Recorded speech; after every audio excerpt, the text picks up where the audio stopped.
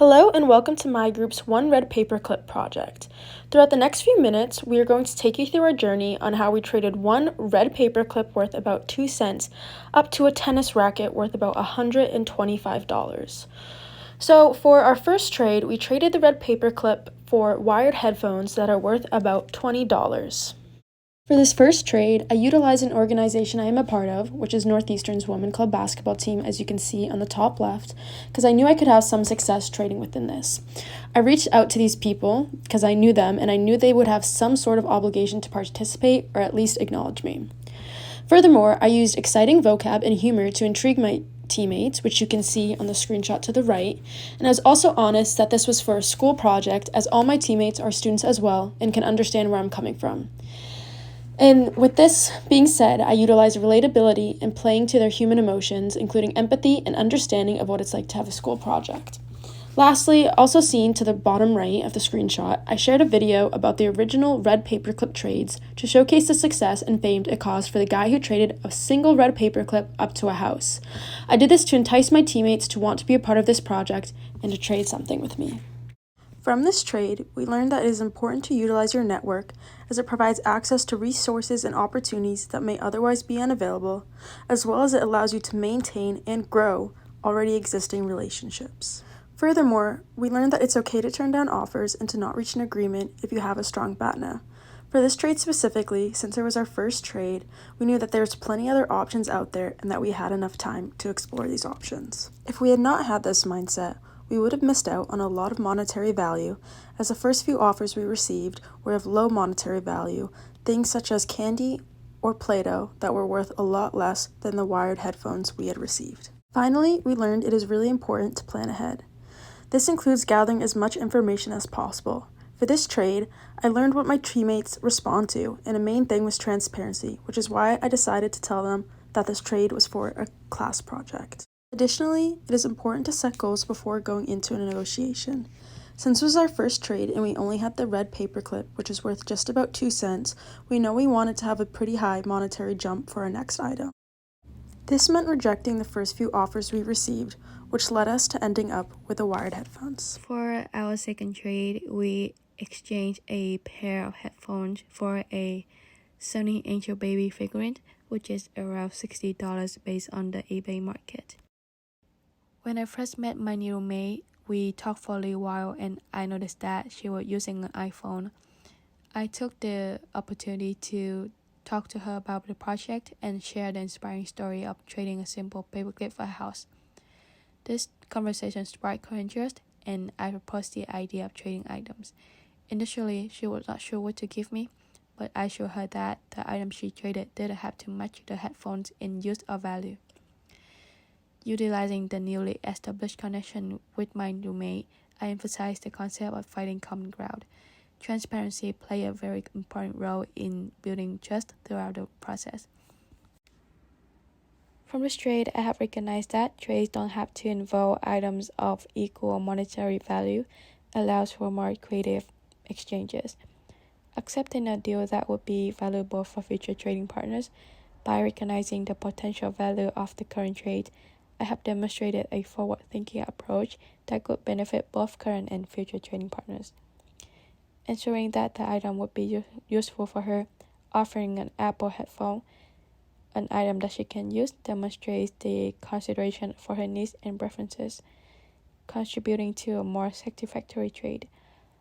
Building trust, transparency fosters trust and strengthens the foundation of the negotiation relationship. For our group's third trade, we decided to trade the baby for a personalized watercolor drawing. I decided to do this trade with someone who I thought might be interested in helping me out in my project and trading for the baby. On Monday afternoons, I am a tutor for business classes to student athletes, which overlaps with another student that tutors math and chemistry classes. Going into this trade, I used a couple of negotiating tactics that I think helped me out. The first was having a solid BATNA. I had another offer with one of my teammates, which was a knitting lesson, but I thought that might be a little bit complicated with trying to coordinate the next trade with someone else. The first thing I did with Paulina was brainstorm our common interests in making the trade. She said she was interested in trading with the baby, and then we just had to find something that she'd be willing to give up. I gave a couple of suggestions, and I used previous knowledge that I knew that she was an artist, and I asked if she wanted to trade any of her art pieces. She came up with the idea of making a personalized painting, which I thought was even better because the next person could ask her what to draw. From this trade, I learned that if you explain your interest in wanting to make a trade, people are willing to do so. That could be due to the bias of wanting to make a trade and finalize it. I also recognize that talent and time has a value in itself that's not necessarily an object or something that has monetary value too. I did realize that there was a liability issue. Paulina verbally accepted the trade that she would create a personalized painting for the next person, but if anything had happened, our whole project would be jeopardized. I trusted her in the moment, but I realized that it could have been a risky move.